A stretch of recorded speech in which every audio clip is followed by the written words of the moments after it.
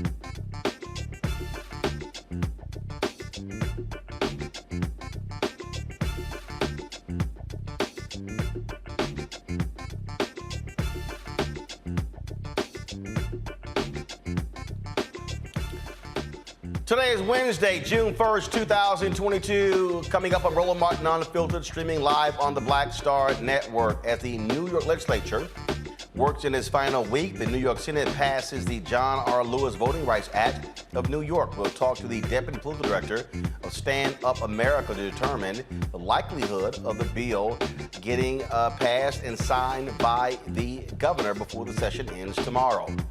Folks, in Kentucky, Charles Booker wants to unseat Senator Rand Paul, and he drops a major commercial out of the gate that calls out Paul for standing in the way of an anti-lynching bill. Wait until you see this promo. Also, more funerals in Texas today.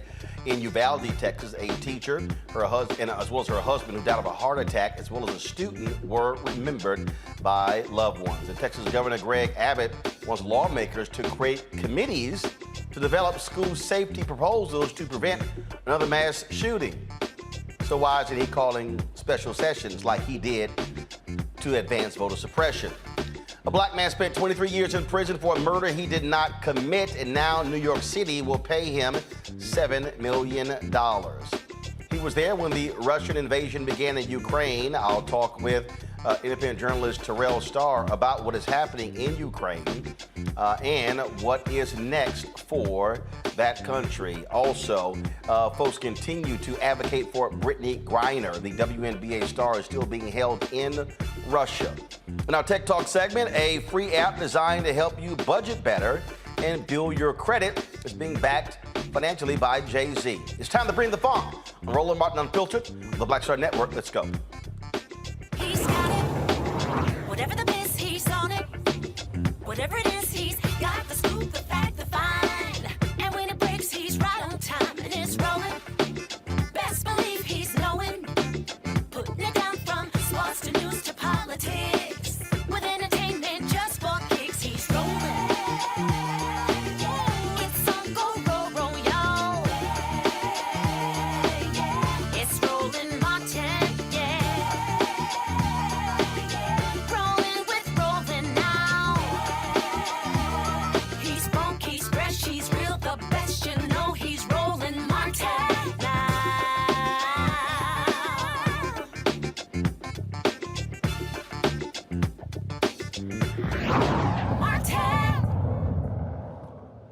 You would think New York State would have some of the more better laws when it comes to voting, when in fact it is one of the worst states when it comes to keeping people from voting. That's right. New York State, blue New York State. Well, in the New York Senate, they have passed a bill named after the late Congressman John Lewis to deal with these issues, to expand access to the polls, as well as deal with the reality of voter suppression in that state. Yes, I'm calling it voter suppression. The problem now, though, is will the New York House get to this particular bill before the session ends tomorrow? We're going to talk about a variety of things that are in this bill with my next guest who joins us now. They have been very much in front of advocating for this issue. Reggie Thetford, Deputy Political Director with Stand Up America. Reggie, glad to have you on Roland Martin Unfiltered. So let's walk through this, because a lot of people really don't understand the problems in New York State when it comes to voting. This is what the bill addresses. Let's go ahead and pull it up, please. Come on, guys, let's pull it up, please. Thank you. All right, launching a pre-clearance program that requires local governments with records of discrimination, providing new legal tools to fight discriminatory voting provisions in court, expanding language assistance for voters with limited English proficiency, creating strong protections against voter intimidation, deception, or obstruction, instructing state judges to interpret election laws in a pro-voter way whenever possible so that close questions of legal interpretation are resolved in favor of the rights of qualified voters, and establishing a central hub for election data and demographic information. Reggie, walk people through to explain how, frankly, awful New York State has been when it comes to voting. Well, first, Roland, thank you for having me. It's a privilege and an honor to be on today's show. As you mentioned, yeah, New York, the Senate, they just passed the NYVRA. And as you can see across the nation, you alluded to in your opening, we're seeing states pass bill after bill to suppress the vote. And so right now we're seeing New York take a stand and go in the opposite direction to pass legislation that would eliminate, mitigate, some of the discriminatory practices that we continue to see that undermine voters of New York, especially voters of color. So from long lines to inconvenient polling locations, and failure to provide language assistance. As it was pulled up, the VRA hopes to address many of these. But one of the... Go ahead. No, go ahead. One of the most important pieces of this piece of legislation that is modeled after the federal VRA is the pre-clearance program. And this is what gives the piece of legislation teeth. It's a program that requires local governments to record or that have records of discrimination to prove that proposed voting changes will not harm voters of color before they go into effect. And this is a very important piece because, as you mentioned, you would think a state like New York might not need something like this. But for those that know the Shelby v. Holder case that was gutted in 2013, New York actually had jurisdictions that were covered under the DOJ. And so, although New York is perceived to be a very blue, progressive state, there are certain things that need to be addressed. And unfortunately, our U.S. Senate failed to pass this at the federal level. And so, thank you to Senator Zellner Myrie and Assemblywoman Latrice Walker, who are leading this effort at the state level here in New York. And not only that, ballot access. I mean, people who were ballots being kicked out. I mean, it was just all sort of back and forth that a lot of people, again, didn't really understand. You would think that, what's happening in Alabama and Mississippi? But groups like Black Voters Matter, they held protests in New York State to say, hey, Democrats, change these dadgum laws. Yes. And we're seeing New York take the stepped in the right direction. As we mentioned, the New York Senate has passed the NYVRA, but also both chambers, the House and the Senate, have passed what we're calling the Wrong Church Bill. And historically, enforcement of this wrong church rule, it discounts any otherwise eligible voters' ballot if they vote, unfortunately, at the wrong polling place. And this disproportionately disenfranchises Black and brown voters. So just last year, 2020, there were nearly 14,000 votes that were disqualified across New York, mostly registered voters who, thought they were voting at the right polling place and didn't think they would be disenfranchised. Those votes were actually thrown out. And so ending the wrong church rule, it was long overdue here in New York, but the legislature has stepped up. And as I mentioned, New York here is an outlier where you see a trend of voter suppression laws being passed and introduced across the nation. New York here is taking a step in the opposite direction. Of course, so the session ends tomorrow. What's the likelihood of the House actually getting to this bill? Yes, so we expect the Assembly to pass this bill either today or tomorrow, and we're actually hearing that the session will bleed over into Friday. So there might be an extension here to Friday to get this done, but there have been no major concerns raised on the Assembly side that this bill will not pass. So from where I sit, we expect this bill to pass by the end of session, and we look forward to Governor Hochul signing it as soon as possible.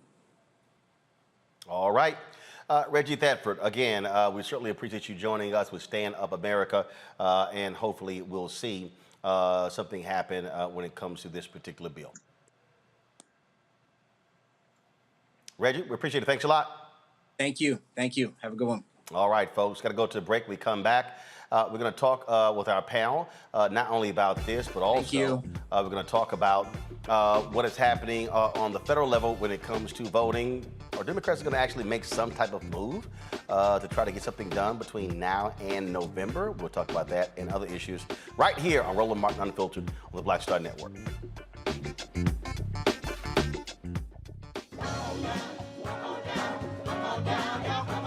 Welcome you to the launch of the Mass Poor People's Low-Wage Assembly and Moral March on Washington, D.C., June 18, 2022. We are a new, unsettling force, and we are powerful. New, unsettling force, and we are here. We're rising up to demonstrate the compelling power that we, poor and low-income people, have to reconstruct society from the bottom up. And we need to do it with the loudest voices possible, the biggest actions possible. Because we know that there is no scarcity in this land. The only scarcity is the moral will to do what's right. Hold on, just a little while longer. We are those with sub-minimum wage jobs who can't afford sky-high rent. People with disabilities are the fastest growing minority group. It's crazy to me that in 2021, it's still legal for workplaces to pay a sub-minimum wage to people with disabilities. There are still so much trial and tribulations that we go through as Indigenous people. We can't get a decent wage to sustain ourselves, nor can we get adequate housing. Veterans across this nation say enough is enough. We can't pat essential workers on the back on one day and then cut their health care the next day. Health is a political choice. What more do I need to do to prove that my voice is just as valuable as anyone else's? There are still forces in denial that would try to slow walk our transition to a clean economy and a just future for us all. We have an immoral system run by immoral people. But together we walk, and we walk and we fight. It's time for a change! Reconstruyamos esta gran nación! See, we are people of resilience. As we fight these interlocking injustices together, when we work together, mobilize together, and rise together, we become a voice for the voiceless, and we become an agent of change in a time where great change is needed. We need the third reconstruction to ensure that deaf people, people with disabilities, and all people can have the right to live and to thrive. We know what they are doing, but the question is, what are we going to do? Reconstruction begins when we change our mentality and say it's time for you to get your foot off of my neck. Justice is coming soon. Hey! Do you believe that of today? Hey, what's up, everybody? It's Godfrey, the funniest dude on the planet. And you're watching Roland Martin Unfiltered. Ow.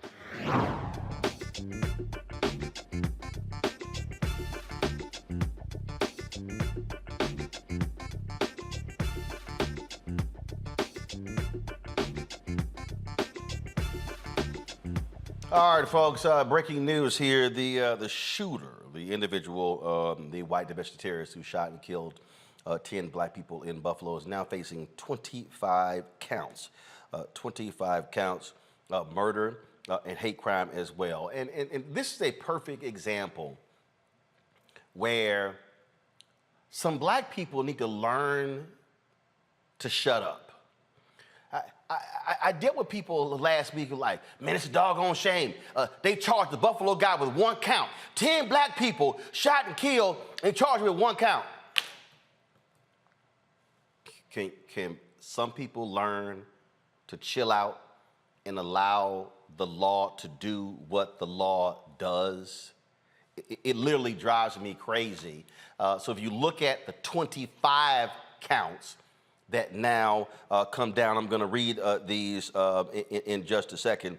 But I want to bring in my panel, A. Scott Bolden, a lawyer here in Washington, D.C., Monique Presley, who also joins us, also lawyer, crisis manager, host of Make It Make Sense with Monique Presley on Instagram, and Dr. Niambi Carter with Howard University, political science professor. And so, Scott, I want to start with you because it literally drives me crazy when these Twitter lawyers start talking who don't know a damn thing about nothing.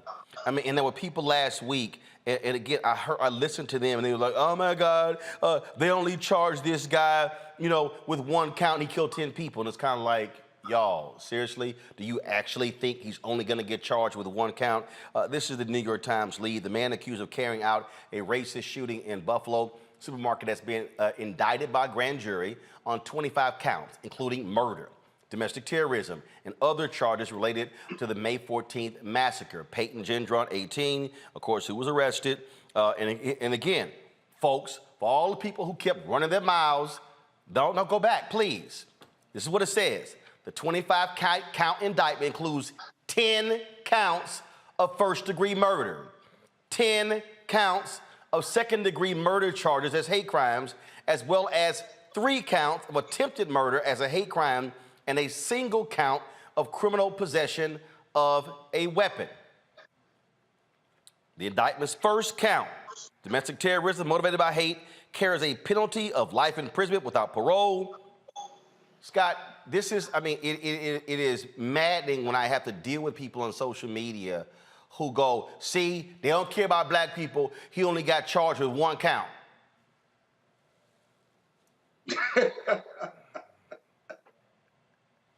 So can you explain to people how prosecutors operate when they are processing an individual like this and then determining in terms of what they're going to do? Because again, it was just crazy last week. Listen to people say, oh, how they don't care about black people because he only got charged with 1 count.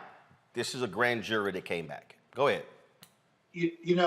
As a state prosecutor who investigated murder cases, just 1 murder takes a great deal of time. 10 murders in a domestic terrorism case down in Texas, as tragic as it was, the government wants to get it right. The prosecutors want to get it right. Only a New York State prosecutor can authorize an arrest for murder in that state. And so in Texas, while I'm not familiar with the authorization, I can tell you, gathering the evidence, interviewing witnesses, gathering the shells that were used to murder our children, and looking at not the evidence, but the damage done by that AKC or R-15 takes time. You have multi-agency jurisdictions. You have multiple police agencies. You have evidence. You have to walk that site in a line with other multiple agencies to make sure you're not missing any shell casings. You're not missing any bloody socks, if you will. I'm sorry. The other thing is the damage was so bad. Remember, they were asking parents for DNA. Well, that's Uvalde. I'm talking here about Buffalo. And that's this case here, and that's the thing that I'm trying to get people to understand. Okay, That folks have to, first of all, the Uvalde case, the guy's been shot and killed. The issue that I'm trying to walk people with Buffalo is that, again, what happened last week, that was just one thing. But they went to a grand jury and then presented all of it to the grand jury, and then they came back again with 25 counts. And so, just like in the case in Minnesota, where Attorney General Keith Ellison overruled the Hennepin County DA when it came to the death of George Floyd and Derek Chauvin, and then went back and said, no, these are what the charges are going to be. You don't just rush. And people were like, well, the guy had the gun, he live streamed it, and he got arrested, that's it. No, there's still a legal process that you have to go through. Well, you don't want to overcharge the case or undercharge it. And more importantly, if you rush, you're going to make mistakes. And if under criminal law, if you make mistakes or you pass a bad indictment or it doesn't meet the criminal elements of those charges, right, then you're going to have to dismiss the charges and figure out a way to hold this racist killer. And so patience is always a virtue. And the other thing you got to always look out for, Roland, is, okay, they've charged him with 25 counts. They're still investigating. They may find other stuff that he did in preparing for this, and they can supersede the indictment. So patience is a virtue, but you could be dead wrong if you rush it. And that's really what the only point I think you're trying to make and the one I'm making as well. Well, but it's also, Monique, trying to get some folks to understand that if you don't know the law, sometimes it's good just to be quiet. I remember being in Dallas at it was a church there where they had a public forum after the killing of Botham Jean. And the DA was there, the attorneys for Botham Jean's family were there, and all of these people were yelling, prosecute her for first-degree murder. And the attorneys were like, okay, y'all might want to chill out, because folks didn't understand the law, didn't understand what you can charge someone with that could get a longer prison sentence. It was all these different variations, and it was interesting talking to Ben Crump and the other attorneys, and they were going, I wish people would stop yelling out what should be done because they don't understand what the law in Texas says, especially when it involves a peace officer. Right. Yeah, and also that was gonna mess with everybody's money. I mean, I'm gonna call a thing a thing. The family would have potentially not been able to recover because the police department would then end up disavowing the actions of the law enforcement agent as outside of their responsibilities there, and not want to take responsibility for it, and therefore not want to settle or to give the family anything that they deserve for that. And that is something that happens when there's a criminal conviction, especially in a place like Texas, where there isn't the same type of policy that's set up in DC, where DC is self-indemnified and you can pretty much ask for $100 million and try to get it. It's not so in Texas. But I want to back up to your original point and question. Roland, I agree with you that people make assumptions, they make quick assumptions, and that they assume, sometimes in ignorance where the law is concerned, that the first thing they hear is the only thing that they hear and that we've been done wrong. But there's a reason for that. The distrust of the legal system, the distrust of law enforcement, the distrust of prosecutors, the distrust of government representatives, that is well-based. And so people automatically in our community assume first that they're going to do us wrong and then end up relieved or pleasantly surprised in a very unpleasant situation when the government actually does what it's supposed to do. So you, as a person who has knowledge of it, can expect it's going to be done. Scott or me, having tried cases and been on the side of the issue where you have to dot your I's and cross your T's, we can expect that it's going to be done, even in this case in Buffalo. So prosecutors in that position have an opportunity to charge directly. They don't even have to go to a grand jury in many instances, or to go to the grand jury. Many prosecutors, especially high profile cases like this where it matters that you get it right, feel more comfortable having an indictment where the grand jury has looked at evidence and decided on the charges. So they give one quick charge to hold, like, you're not going to be out here unindicted. So we're going to charge you with something, and then we're going to go to the grand jury for the rest. And then, as Scott said, we'll likely come back, supersede that indictment with the rest, after they've done the background research. There may be other crimes. You know, we may see some terrorism charges. Who knows? Gotcha. But it comes from a place of pain. I get it coming from a place of pain. I get that. But I also, in this age of social media, Niambi, that what drives me crazy is when people put stuff out there and it comes from what some might consider to be credible voices, and then it just takes off, and then what it does, it gets people upset, hot and bothered, and now all of a sudden you're like, yo, chill, calm down, and that's what I'm saying. This is where I'm a firm believer, and also in why we have and why we believe in talking to black law enforcement, black lawyers, folks who understand this here, and now we see the reality in terms of what this white domestic terrorist is now being charged with. It wasn't one. We know he killed 10 people, but now we see exactly what those charges are. For sure, but I think, you know, with social media, a lie travels faster than the truth a lot of times. And the thing about social media is everybody's used to getting everything right then, right in that moment. The speed with which we now can traffic information, to your point, makes it much more dangerous than it used to be. You don't have to wait for a printing press to put out the newspaper the next day, and maybe you can have a moment to come back. When you put something out in a tweet, particularly for folks who have like a lot of followers, and that thing becomes retweeted, it has a life of its own. And unfortunately, there's not a lot of time for reflection on social media. People say things without thinking often. And then by the time you get to maybe a retraction or at least an update or a revision of what you said, the bad stuff is already out there and it's already made its way across multiple platforms on social media. But I also think the thing about social media is everybody becomes an armchair expert in something, right? Everybody becomes a genius around tech, or everybody becomes a genius around the law or politics or whatever it may be, journalism, right?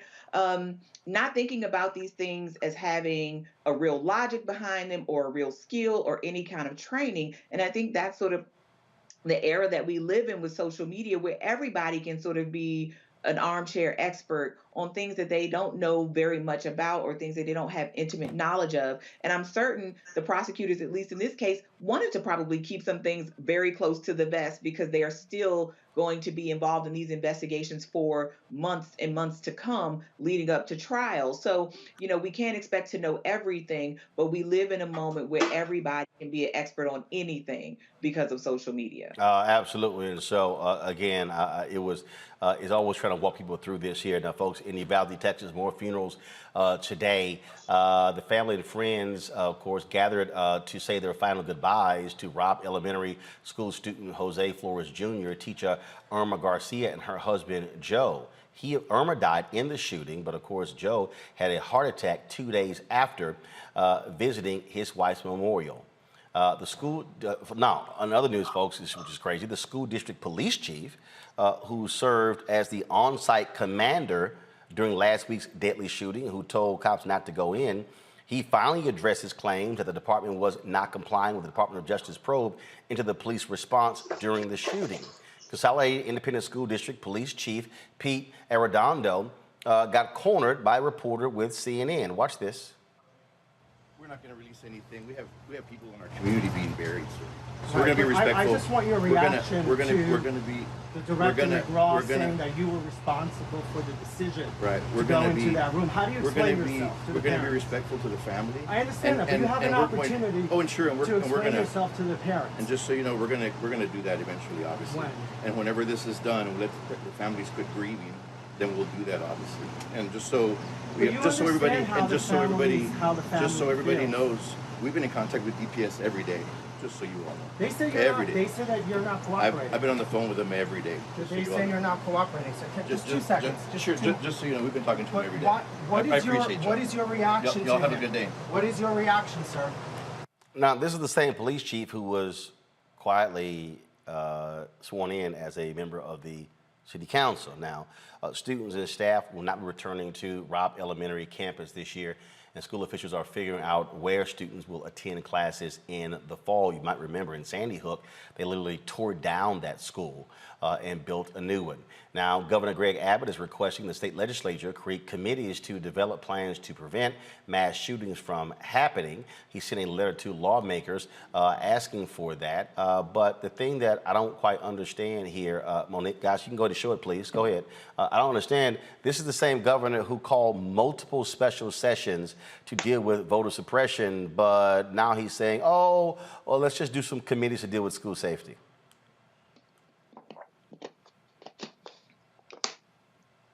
Is that for me? Well, yes, Monique. Oh, he's a demon. I don't know what to say. He doesn't. I can't name all of the different ways that this man has derelicted his duty, has abandoned his post, has not kept Texans safe. And why do I care? My mama, my daddy, my auntie, my uncle, my everybody is a Texan. And when we're talking power grids, when we're talking storm response, when we're talking turning away Affordable Care Act money, when we're talking not having access to what they need during a pandemic, when we're talking mental health response, and this, you know, I mean, what was that tweet that went around? Why is Texas second in sales for yeah, he sent a tweet out several years ago lamenting the fact that Texas was second in gun sales to California and said, Texas, we got to do better. He's a shame.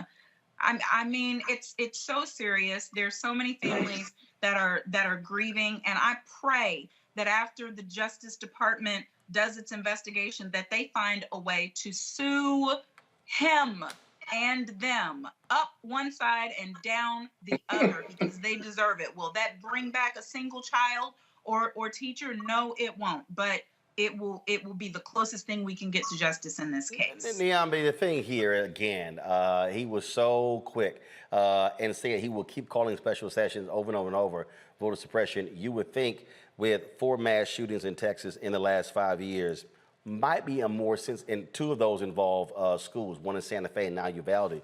You would think there'd be a more sense of urgency versus, hey, let's form some new committees. Well, I mean, look, committees are a quick way for people to look like they're doing something while they're doing nothing. A committee with no budget, first of all, is telling you everything that this governor thinks about that committee. He's asking these people to come together to tell them what public health and other officials have been telling people for years and years and years. Guns do not make people safer, and they certainly do not make our schools safer for our children and our teachers and our staff who work in those spaces. He doesn't need a committee to tell him this, but he doesn't actually want to do anything about gun safety in the state of Texas because it's going to cost him votes. So he's going to call a committee, not give them any power. They're not going to have a budget. They're not going to have any enforcement authority. And then they're going to give him recommendations that he's going to look at and then shake his head and say, well, there's no money for this, or this is too radical. If, you know, and if he's picking the committee, God knows, I mean, it's not going to change anything anyway. So committees don't move the needle on anything. It's going to be a nice report that goes nowhere. So Governor Abbott, is doing nothing around children's safety by calling this committee. And as you said, he could very well call a special legislative session and try to actually get something on the books that would make us safer right now in the state of Texas. And he's not going to do that. Scott? Yeah, why do I need a committee to tell me what I know already? What's missing from these mass murders that we've seen over the last 10, 20 years that we don't know?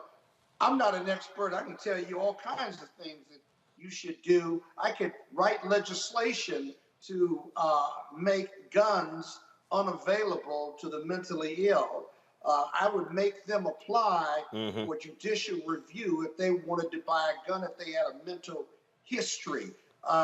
The school committees, what are they going to say? They're going to look at the same data we have and come up with recommendations. You're going to make the schools a fortress, if you will, and you get educated inside a fortress. The only thing that's going to save these kids vis-a-vis a school committee is that you have zero access from outsiders into the school during the day when the kids are there. That's not very reasonable. But you can make it harder to get guns, if you will. You can enforce gun safety laws and close the loopholes and what have you and say enough is enough. You certainly could do a lot of legislation, call a special session versus having a school committee. And so it's like guns don't kill people, people kill people. So we don't have a gun problem here. It's like George Floyd was an extreme, and we can all say that was a racist act, but racism is all around us. He's the same person that would argue that institutional racism does not exist in this country. And so he just doesn't get it. Folks, hold tight. We're going to go to a break. We come back. We're going to talk with Charles Booker, who dropped a major ad today against incumbent Senator Rand Paul. They'll be facing off in November for that U.S. Senate seat. Don't forget, if you're watching on YouTube, hit the like button, please. Same thing on Facebook. Hit the like and the share button as well. We should be sitting at 1,000 likes easy in the first 40 minutes of the show, so go ahead and do that right now. Don't forget, if you download the Black Star Network app, available on all platforms: Apple phone, Android phone, Apple TV, Android TV, Roku, Amazon Fire TV, Xbox One, and Samsung Smart TV. Also, folks, be sure to join our Bring the Funk fan club, where every dollar you give goes to support this show. Send your check and money order to P.O. Box 57196, Washington, D.C. 20037-0196. Cash App is $RM Unfiltered. PayPal is R Martin Unfiltered. Venmo is RM Unfiltered. Zelle is Roland@RolandSMartin.com. Roland@RolandMartinUnfiltered.com. We'll be right back.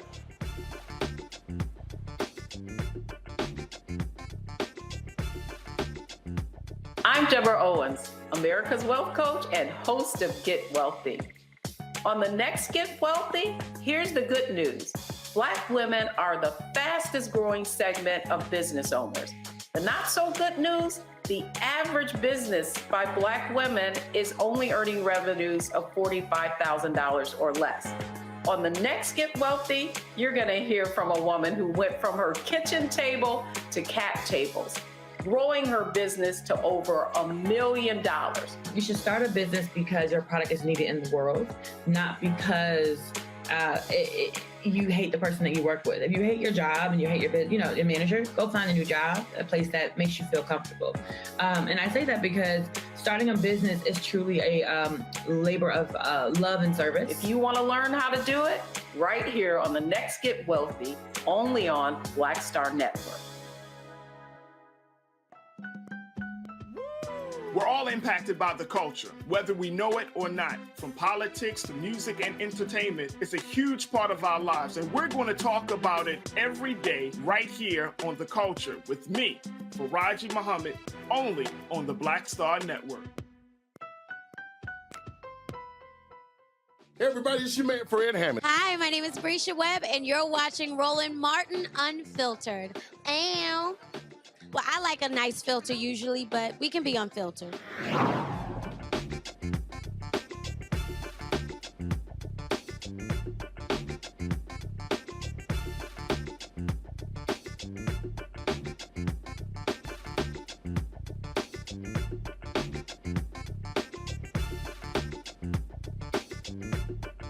All right, folks. Charles Booker, he is running against U.S. Senator Rand Paul in November for that particular seat. Today, he dropped this ad that got the attention of lots of folks. Check it out. The pain of our past persists to this day. In Kentucky, like many states throughout the South, lynching was a tool of terror. It was used to kill hopes for freedom. It was used to kill my ancestors. Now, in a historic victory for our Commonwealth, I have become the first Black Kentuckian to receive the Democratic nomination for U.S. Senate. My opponent, the very person who compared expanded health care to slavery. The person who said he would have opposed the Civil Rights Act. The person who single-handedly blocked an anti-lynching act from being federal law. The choice couldn't be clearer. Do we move forward together? Or do we let politicians like Rand Paul forever hold us back and drive us apart? In November, we will choose healing.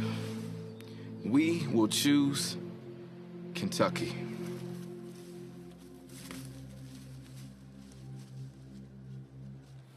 Charles Booker joins us right now from Louisville, Kentucky. Glad to have you back on the show. That had to be, we certainly understand what you were doing and why you were doing it, but it certainly was not easy to put a noose around your neck. Absolutely, brother. That was one of the hardest things as someone who appreciates storytelling and the power of creativity. That was one of the hardest things I've ever had to do. And it was something that fell on my spirit in the sense of lifting up the truth of the challenges we face. But it was hard. And I feel the responsibility to shine that light, even if it means being vulnerable in the heaviest of ways. That was personal for me. Rand Paul stood in the way, choosing not to allow unanimous consent. And that bill's passage was delayed more than a year because of his obstinance. That's absolutely right. And what I'm trying to lift up in this ad here is really shining a light on who he is. Rand Paul has shown us himself. He is someone who throws up smoke screens. He has essentially gaslighted the country throughout his career. He is someone who stokes hate and division and racism every chance he gets, and then whistles away as we fight amongst ourselves. And just this last week, Rand Paul opposed moving forward with even debate on domestic terrorism legislation following the heinous act in Buffalo, where lives were taken away because of the color of their skin. And that very same incident happened here in Kentucky at a Kroger in Louisville. So Rand Paul knows what this pain means, but dismissed it because he said, well, we have interracial marriage now and churches are integrated. He is dangerous. We want to laugh at him. We want to dismiss him, but he is really the arsonist burning down our pursuit of democracy. And I'm calling it out so that we can beat him. That particular bill there, only one Republican in the House voted for it. All the Republicans in the U.S. Senate indeed blocked that from moving forward. There were a lot of people who were complaining that nothing was done after Buffalo, but the reality is it was Congressman Jamal Bowman who advanced that particular bill, a CBC member who put that bill up. The House passed it, so people can't act like that did not exist. But this is an example of what happens when you have 50 Republicans in the U.S. Senate, 50 Democrats, and you have 2 Democrats who don't want to break the filibuster. And what I keep saying to people is that if people stop just whining and complaining or saying what was not being done, that if you look at, holding Democratic seats in Georgia, Nevada, New Hampshire, holding those seats, and then in Arizona as well, and then looking at expanding the map, potentially, there could be a 55-45, 57-43 Democratic advantage in the United States Senate, therefore nullifying, if you will, the opposition to ending the filibuster by Kristen Sinema and Joe Manchin. That's absolutely right. And that's why I am stressing to our allies across the country, this race is critically important. We need to win races just like this one here in Kentucky. And Roland, I've said quite clearly that this type of race will define whether we are going to continue our pursuit of democracy or not. It's going to help decide the fate. And it's not just because Rand Paul is horrific and embarrassing and terrible, but it's because we're running against hate and division at a time when it is really tearing at the fiber of our country. And, I see the opportunity for us to realize healing and to do it together across divides, from the hood to the holler, as I often say. And so this campaign to me is our chance to stand as family, to call out hate, but to lift a vision that's bigger. And getting rid of the filibuster, having an expanded majority will allow us to do so much good right now, so we can't miss this moment, and we're not going to. A couple of years ago, you faced off against Amy McGrath in the Democratic primary to face Senator Mitch McConnell. You came up short. What lessons did you learn from that defeat that you hope not to repeat in November? Well, one of the biggest lessons that I learned at that time, honestly, was that the people of Kentucky are ready. It was a hypothesis, a prayer that I had, of faith in Kentucky, that if I stood up and spoke the truth in areas where Trump won handily, if I showed up in communities that historically voted Democrat but don't turn out anymore because they think no one cares, that if I do that work, people will respond, and they did. And so the lesson we're taking from that now, and what we've done over this past year in winning this primary, is we've been organizing early. I have over 20,000 volunteers across Kentucky that are organizing on issues, and some of them have had MAGA hats. And because we're leaning in at a time when Democrats have said there's no chance, and Republicans have said we got it in the bag, we'll sow up hate, stew hate, and weaponize racism, we are building a new coalition. We're expanding the electorate, and we're proving the doubters wrong. And we're going to blow Rand Paul out this year. And I'm asking everyone to go to charlesbooker.org and help us do just that. When you talk about running, obviously you do not have a significant black population in Kentucky in terms of, representing 20, 30% of the electorate. And so what type of coalition are you putting together? And then if we look at the numbers of people who turn out in the primary, not a significant number. And so how are you going to get those disaffected people to turn out? Because that actually could be the margin of victory, getting those people who are sitting on the sidelines. Oh, that's absolutely right. This is about how we turn out support. And the support I'm speaking of is not just Democrats. The issues that I lift up, fighting to end generational poverty, making sure that no one has to ration their insulin like I have, that you can turn on the faucet and clean water will come out, that we can be safe in our homes, that no one else's door will be busted down by the agency we pay for to protect and serve us. These issues aren't actually partisan. And so we're building a coalition rooted on our common bonds that really reminds me of the power of the Rainbow Coalition, and understanding that Kentucky is a state that is nearly 90% white. We have to speak to the truths that bring us together. Addressing structural racism and lifting up hard realities like this video that we did today isn't just about speaking to the Black community.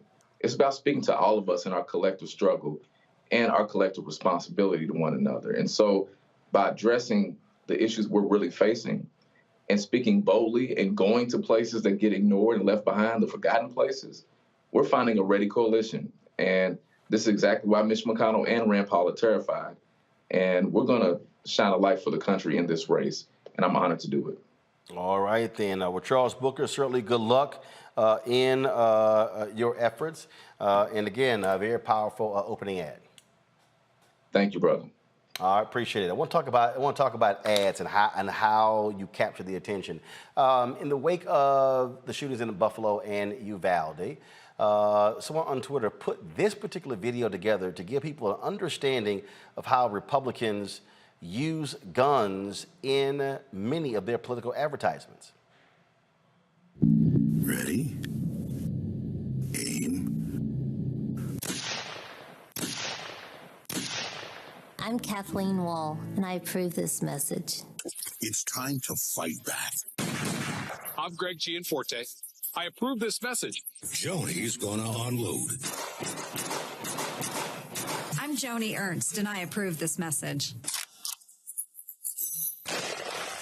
I'm Matt Rosendale, and I approve this message. Pro gun. I'm Jake Beckett, and I approve this message. I'm going to blow away the Democrats. I believe in individual liberty and personal responsibility. I'm Marjorie Green. I'm Mike Collins, and I approve this message. I'm Hutton Rideout. Care to join me? I'm Kay Daly. I'm Brian Kemp. I own guns. That all depends on the caliber of our candidates. I'm Pamela Gorman, and I approve this message. The Second Amendment is about hunting. I'm Dean Heller. I'm Catherine Templeton. I'm Jim Lehman. And I approve this message. I'm Eric Greitens. I'm Garris O'Donnell. We're and that return this country back to its former glory. How to use a rifle. Bill NRA running for Congress. I'm Dave McCormick. My name is J.R. Majewski. I'm Will Brooks. I'm Hunter Hill. I'm Max Miller. I'm Lindsey Graham. Lieutenant Governor Janice I'm Doug McGeehan. Robinson. And I approve this message. And I absolutely approve this message. I'm Dr. Oz. I'm Kat Kamek. I'm Ron Gould. And I approve this message. For God's sake, we have to have the courage to stand up to the industry. That ain't going to happen. That's why the NRA endorsed me.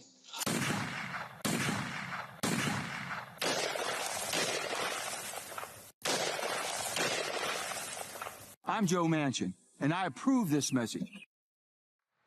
And while we were running that particular compilation there, this breaking news out of Tulsa, Oklahoma, at least one dead, multiple people injured after shots fired at a medical building in Tulsa, Oklahoma. This literally happened just a few moments ago. According to the Tulsa World, police believe that, just give me 1 second, I'm pulling this up as we speak. According to the Tulsa World, police believe that one of the people injured is the assailant. This here is video from the Tulsa World's website. Let me see if I can go ahead and expand this and play it. Go right ahead.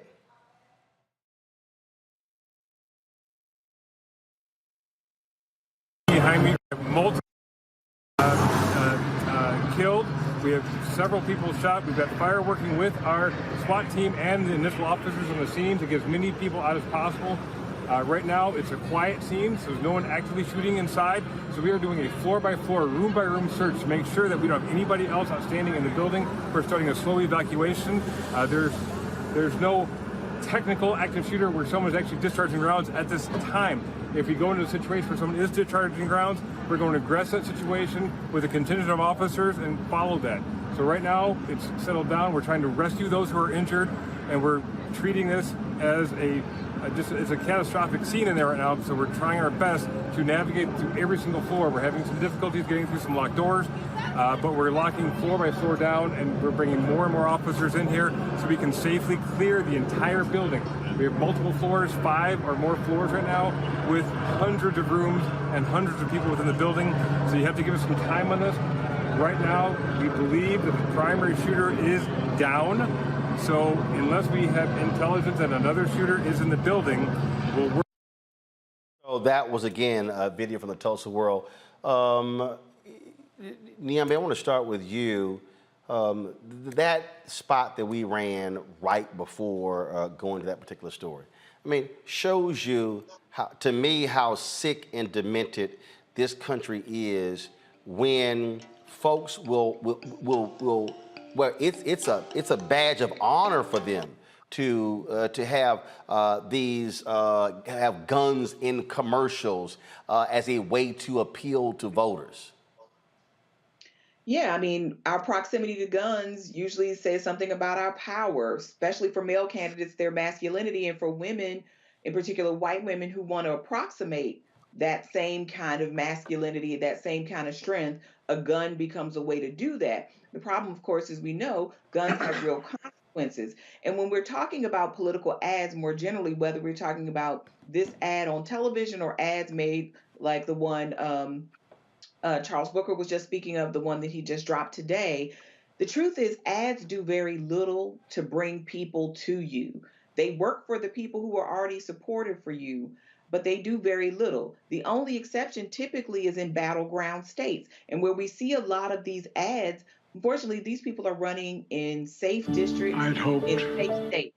So they don't really have a lot of competition. And so the ad, whether it's a positive or negative ad, whether it's shocking or whether it's provocative, what they really do is bring your name to the fore. That's what they do. And that can be important. That's valuable for sure. But nobody is winning and losing elections based on political advertisements alone. And unfortunately, ads like this, for some, are just going to reinforce why these people like Joe Manchin and Marjorie Greene, et cetera, are in Congress or in their local state houses, and why they're the right choices, right? These these violent incidents just say we just need more guns, not less. But one of the things, Monique, in talking, when you're looking at with Shannon Watts, with Mom's Demand and work that they have been doing, what these incidents have done is shaken people, some folks to their core, and forced them to get involved. You look at what 11 Films and Don Winslow, the author, how they've been utilizing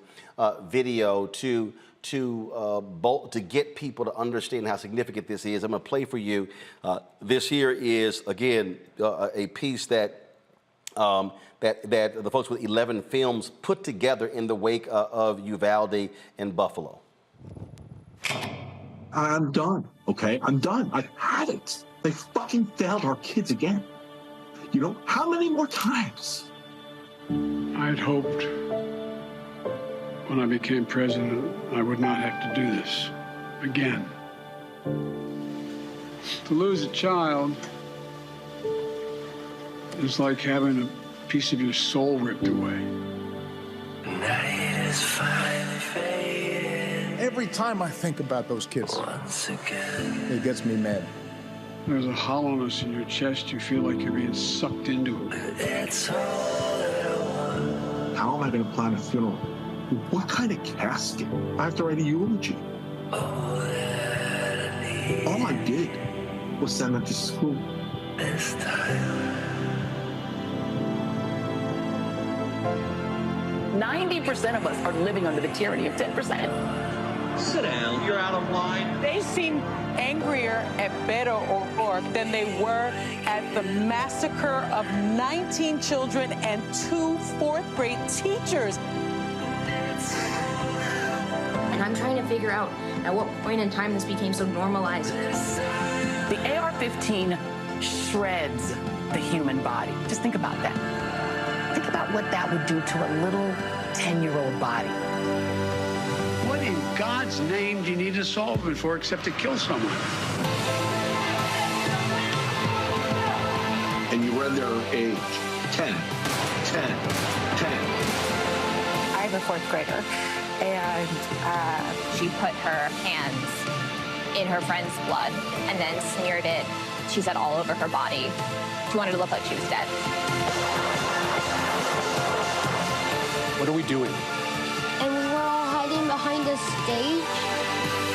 What are we doing? He said throw. He said throw. Red flag. Why only in America? It is just an American problem, sir. America needs us to scream for them right now. People are getting shot all around me. When are we going to do something?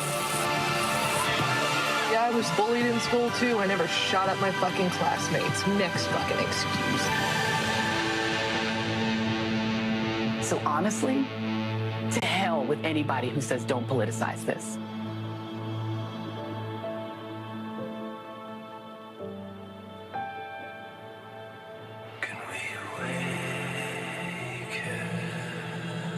This is about semi-automatic weapons and military weapons that are killing our children in school. Monique? Yeah. You know, I have school-age children, and I take them to school every day with prayer. And I even some days, like the side door, because one of my children is in an autism unit at a public school, and I am so thankful every time. Like, if I don't get him there by the time the special education officer goes in, that door is locked. So if I try to go in that door, I can't get in. If I go to the front, I've got to push the buzzer. They've got to know that it's me. I've got to go through 2 doors in order to get in. And that gives me the little bit of additional security added to my prayers. But the people whose children were killed, they had faith in prayer. They knew God too. So especially I hear sometimes Christians who were saying, all you can do is pray. God's going to take care of you. Like, they don't give a damn about nobody else. This grieves me because I still have my children. And I don't want to know what this is. And so when we talk about solutions, frankly, this last shooting of these children in Uvalde was the first time I texted my cousin, and I was like, I'm always this person who's saying, but we need to be part of the solution. We need to be in there fixing it. We need to not give up. Frankly, that day, Roland, I was like, I don't care about these people. I don't care about this country.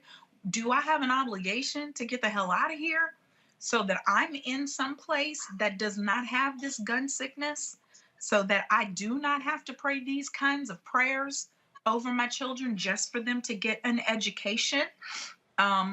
Is this what people are calculating as the cost of being in the land of the free, the home of the... There is nothing free or brave about having to have all of those weapons of war so that you can feel good about yourself.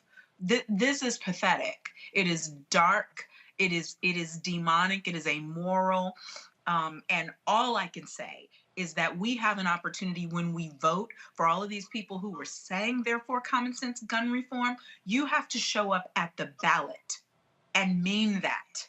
You say you care about a woman's right to her body, you have to show up and vote that way, because you're polling one direction. But then when you go into that booth, you check off these GOP boxes off of some sense of whatever. I guess we're going to have to wait for Roland's book to come out for us to fully explain what y'all are afraid of.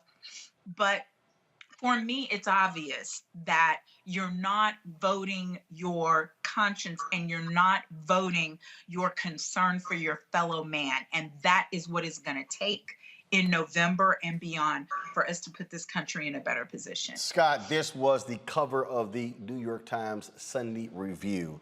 That was quite jarring. It listed Uvalde, Buffalo, Boulder, Colorado, Atlanta, Dayton, Ohio, El Paso, Virginia Beach, Thousand Oaks, California, Pittsburgh, Parkland, Florida, Sutherland Springs, Texas, Las Vegas, Orlando, Roseburg, Oregon, Oak Creek, and in every single instance, it said authorities said the gunman was able to obtain the weapon legally. Yep. You know, Roland, I've been so reflective on this, and I was thinking about Monique and her children. I was thinking about my children who are grown, and you know, this is just insane. It's just insane. And have you noticed on that list that you just did, that list has increased significantly each year. You know, you'd have one, then two. Now, you must have at least 20 this year already, or some ungodly name, a number. And then that prior ad that you ran that talked about the elected officials who do ads with guns, right? And then they get elected. So what's insane is America has cut a deal with the Second Amendment as the foundation, a deal to accept mass violence in exchange for owning a weapon of mass destruction or 9mm or Second Amendment right, however you couch it. This country has accepted this as a dastardly deal, a deal with the devil, a deal with shooters and killers and the mentally ill and the evil and the hate. They've actually cut a deal to tolerate the killing of our kids on a mass scale in exchange for the right to own a gun. And then they vote for Republicans who won't do a damn thing about it and are revered. They may take over the House and Senate in about 6 months or 5 months. Think about what I'm saying, Roland. Think about it. How insane this is, and we won't do anything about it. So America's acceptance of mass destruction, of violence, and the shooting of our kids in public and private schools, we've accepted it. We ought to be ashamed. I'm ashamed of this country. I'm ashamed that I have to listen to Monique, who has to struggle with her kids, drop her kids off, autism or not, and not know, really not know whether she's going to see them again. Think about that. Think about that. That ought to make all of us crazy. And yet, the majority of Americans, or some large amount of Americans, have accepted this violence as okay. And if you want to, if you want to understand Don Winslow, we're gonna. Before I go to break, I'm gonna show you this here. Don Winslow, the author, put this together, where he just branded it hashtag Republicans don't care. Just watch this. We share a tiny part of the burden in our own hearts, and that we will lift the victims and their families and the entire community in prayer. My colleagues from Florida will carry home the prayers of the whole Senate for victims and their families, for the community of Parkland, and for the first responders who bravely charge into harm's way on behalf of others.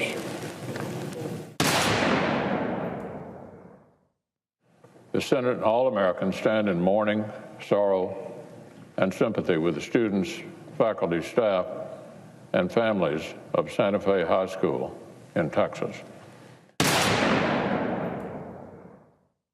We pray fervently that in the midst of this nightmare of grief, our Heavenly Father will make manifest to those families His promise in Psalm 34, that the Lord is near to the brokenhearted. Don't believe a fucking word that Mitch McConnell says. Not a fucking word. The reality is this. If you're going to be voting in November, the question is, are you going to vote for candidates who are going to do something to protect America's children, or are you going to vote for candidates who are with a party that will do nothing because the NRA tells them to do so? The thing that people have to start doing, whether they are in Texas or they're in Buffalo or they're in any part of this country, is they're going to have to make a decision. Who are you with?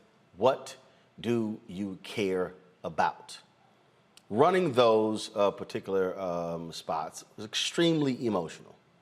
There are folks, I see your comments, folks who are crying, people who are tearful, folks who are angry, but I need people to understand that the people who we elect, they're the ones who are the policymakers. They're the ones who actually hold the power to deal with this. I have been seeing conservatives mock Canadian Prime Minister Justin Trudeau because he dared to actually step up and take action. I've seen people like Senator Ted Cruz. Oh, he was in a poker game the other night. No concerns about Uvalde. I'm looking at individuals who make excuses. But the question is, those of you who are watching, those of you who are listening, what are you prepared to do? Are you going to sit silently by and just say, well, you know what, there's nothing that we can do? Or are you going to say, I am going to get involved? I would hope that the massacre in Buffalo and the massacre in Uvalde, Texas, would cause more Americans to say, I cannot afford to sit out the next election because I don't agree with the candidate on all issues. Or they say there's this one thing they don't support, so therefore I can't do it. If we as the American people continue to be silent, and when I say silent, I'm not saying people who remark on social media. I'm not saying people who make comments on Instagram or TikTok or Snapchat. No, I'm talking about silent in terms of not registering and not voting.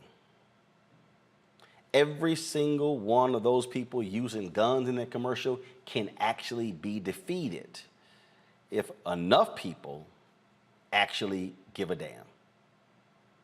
Going to a break, we come back, we'll talk with independent journalist Thru about Ukraine, his work on the ground there, and what is next in that battle. You're watching Roland Martin Unfiltered. right here on the Black Star Network.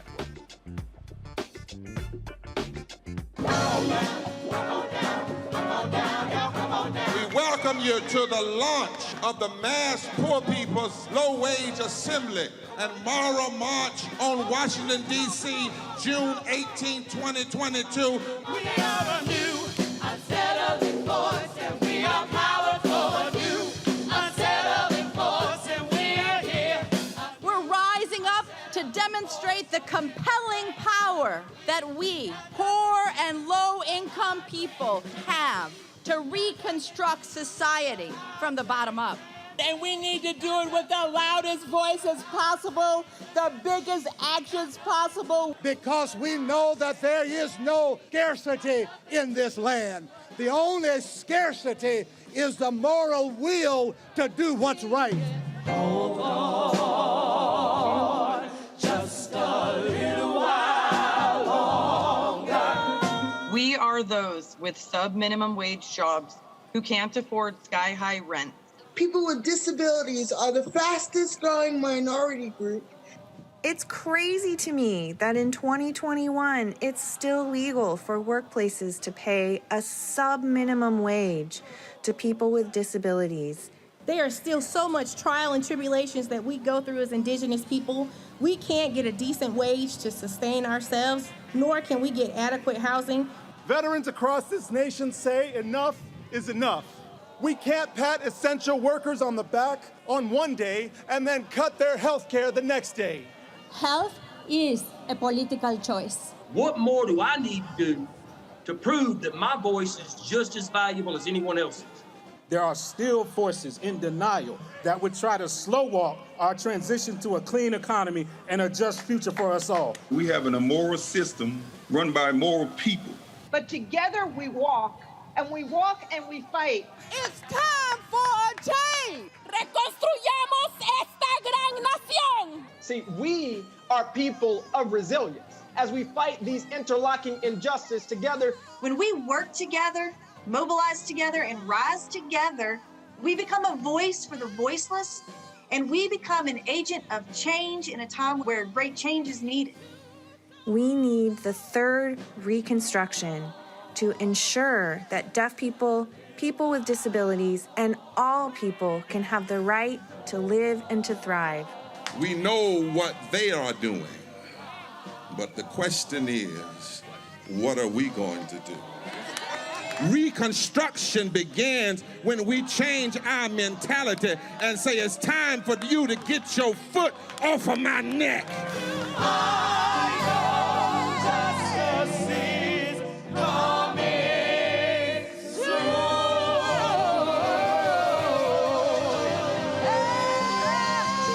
Hi, this is Cheryl Lee Ralph. Hello, everyone. It's Kiara Sheard. Hey, I'm Taj. I'm Coco. And I'm Lily. And we're SWV. What's up, y'all? It's Ryan Destiny, and you're watching Roland Martin Unfiltered.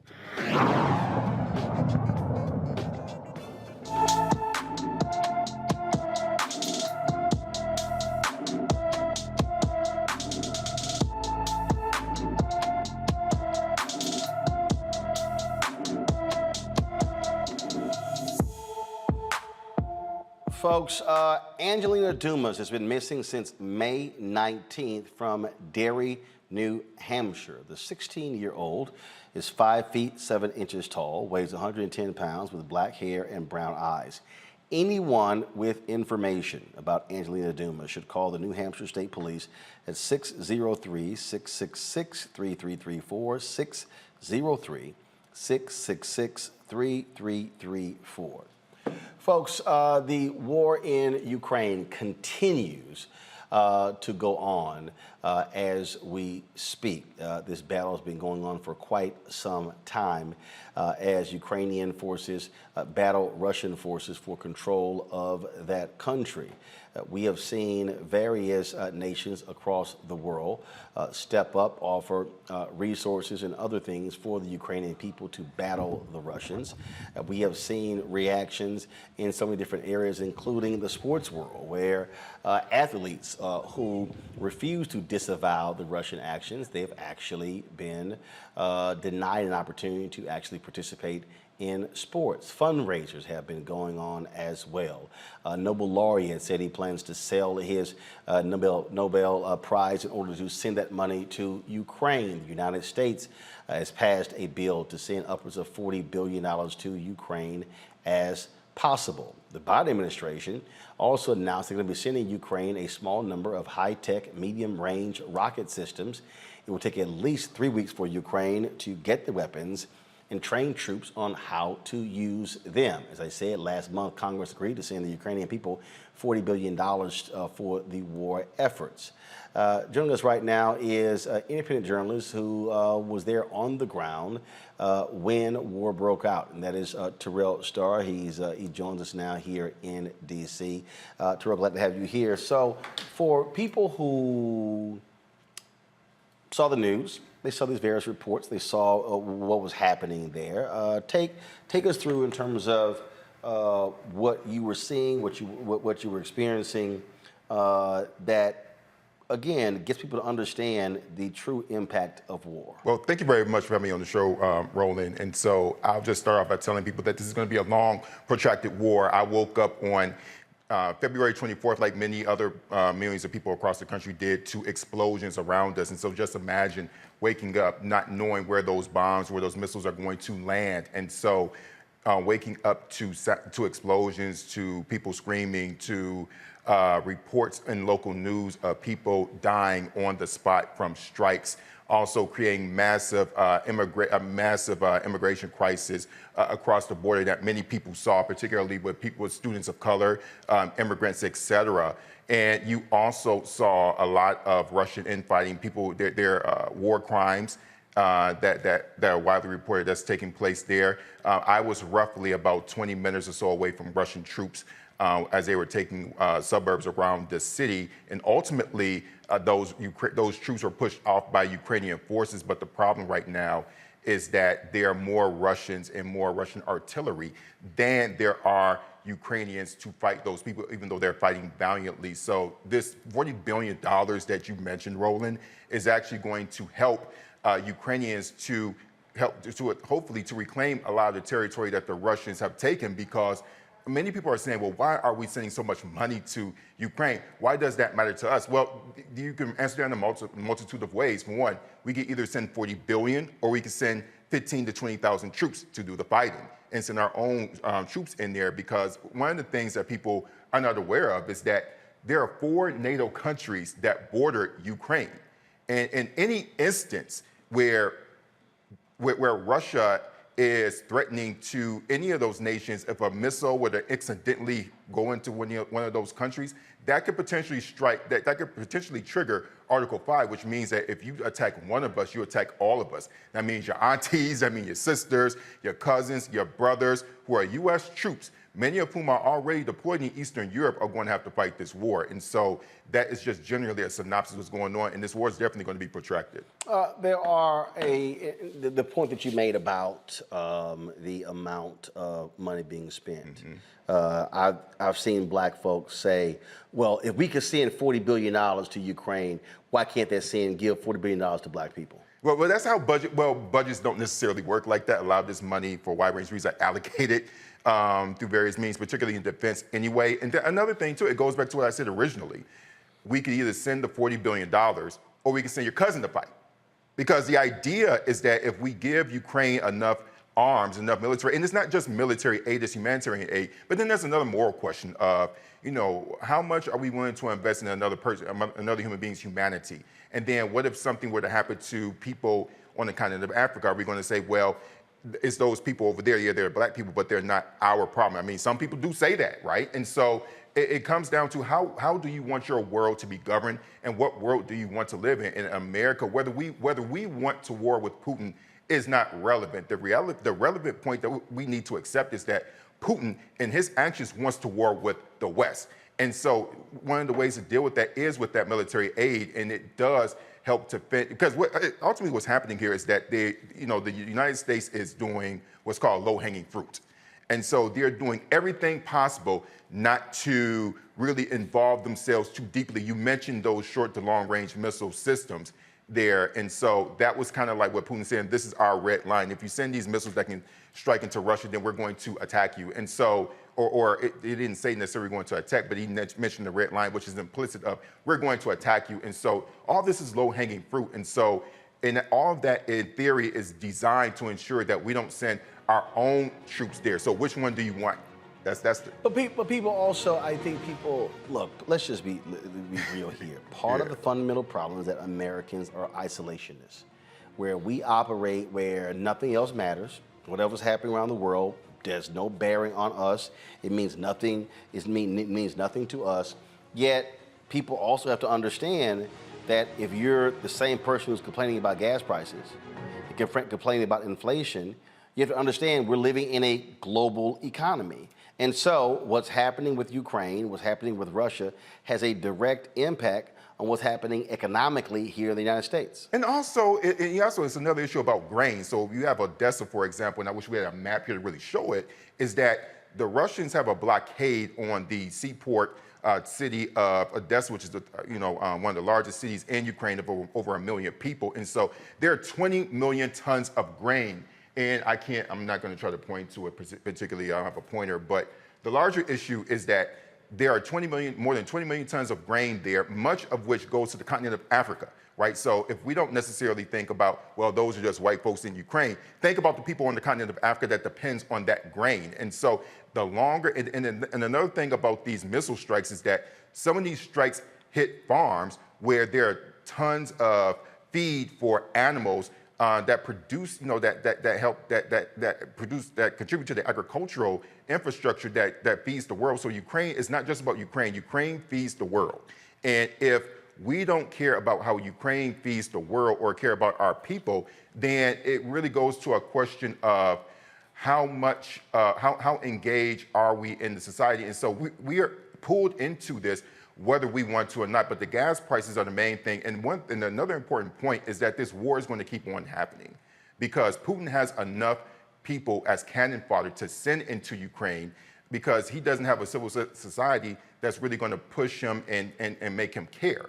And so he can send tens of thousands of troops to die. And so this can go on this year, it can go on next year. And so what we need to be on the front lines of understanding how it impacts us because ultimately, as I said before, Putin is going to continue the war with us, and the more aid that we send to Ukraine, that keeps your daughters, your sisters, your family members at home. That's the bottom line, whether we want to accept that or not. And here is a perfect example. This is a Google Maps here that gives you an indication of, again, the countries around Ukraine. So you're talking about, you got Poland, you look at Hungary, Romania, you look at all those different countries. Yeah. And so, again, for the person who's sitting at home right now, they're saying, somebody who's black, who's saying, man, look, this don't mean nothing. Well, look, no, go back to the map, please. Go back to the map. Thank you. Look, you got Paris, you got France, you look at Ireland, you look at the UK, you look at all of that. At the end of the day, what you're looking at is the impact on all of Europe. Well, what's happening in Europe has a direct impact on us. What happens in Europe has an impact on goods and services being made in China, Vietnam. I mean, we can go on and on and on. Yeah. The world is now linked. Something happens in one piece, it's a domino.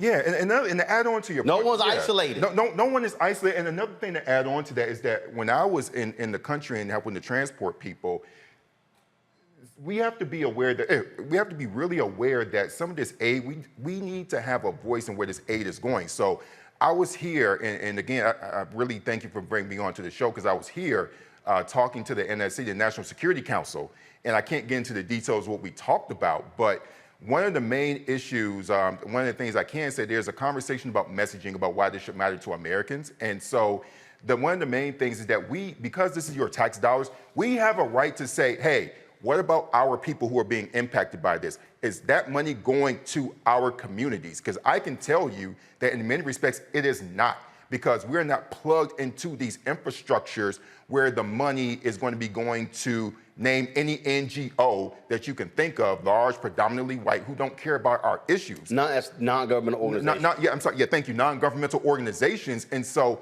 the money's already been approved. Biden's going to sign.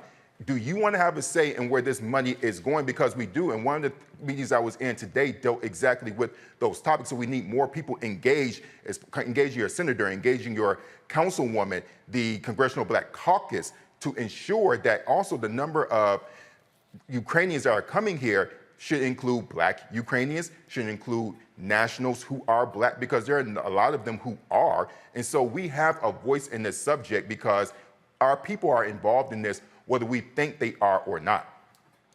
Questions from our panelists. Dr. Carter, you're a political science professor at Howard University. I'll start with you. Yeah, so I was going to thank Terrell for his reporting, especially while he was there on Twitter. I followed.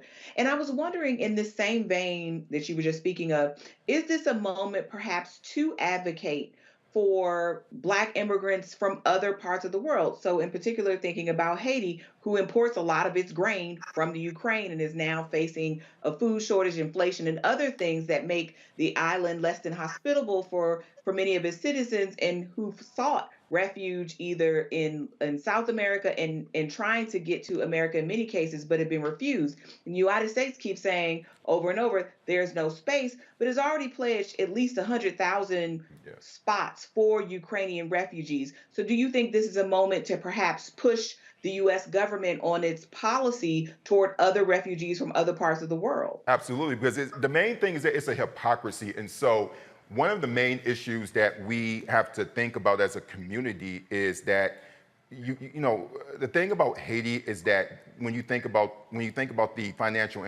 financial systems, they were already hampered down long before this war started. So this war just exacerbates what's happening.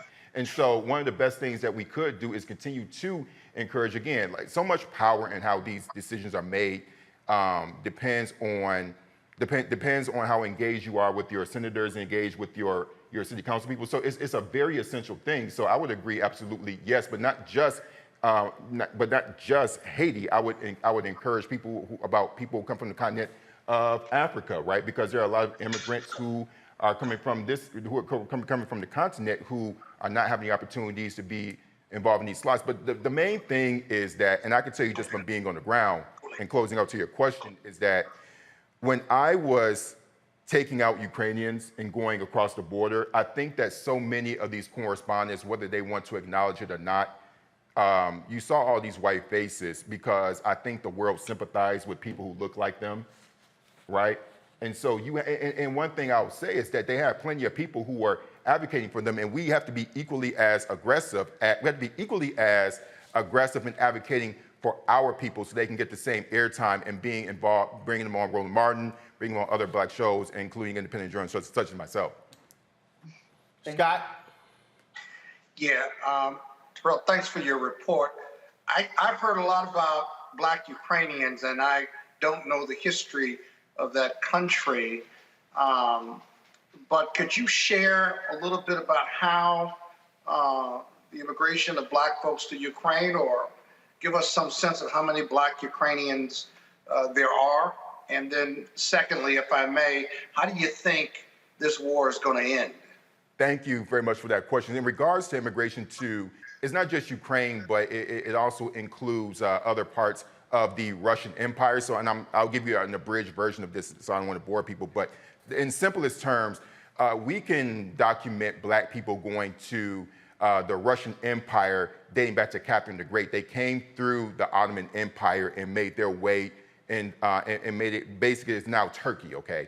And so, and they made their way into Russia. And then from Russia, they were sent to, they immigrated to places like what's now modern Ukraine, Belarus, etc. We saw the largest number of Black people, namely from the continent, going to the Soviet Union during the decolonization of Africa during the late 1950s, going into the early 1960s. As far as numbers, we don't exactly know because Russia did not keep a lot of data on that, still doesn't. It's same thing for Ukraine. And so they started off in Russia, went down to Ukraine. There are large populations of Black Ukrainian people, so many of them are my friends. Do I have the census data? They don't keep that data, so we don't really know. How is this war going to end? It's going to be long, because the bottom line is that Putin does not have to answer or respond to public criticism, because if they do criticize him, they end up in jail, or if you're a diligent journalist, you end up being killed, falling off of a cliff, falling off of a 7-story floor, for example. And so, because of that, they have more Russian troops to send. And here's another irony of this. Many of the people who are being killed are ethnic minorities that come from the southern regions of Russia.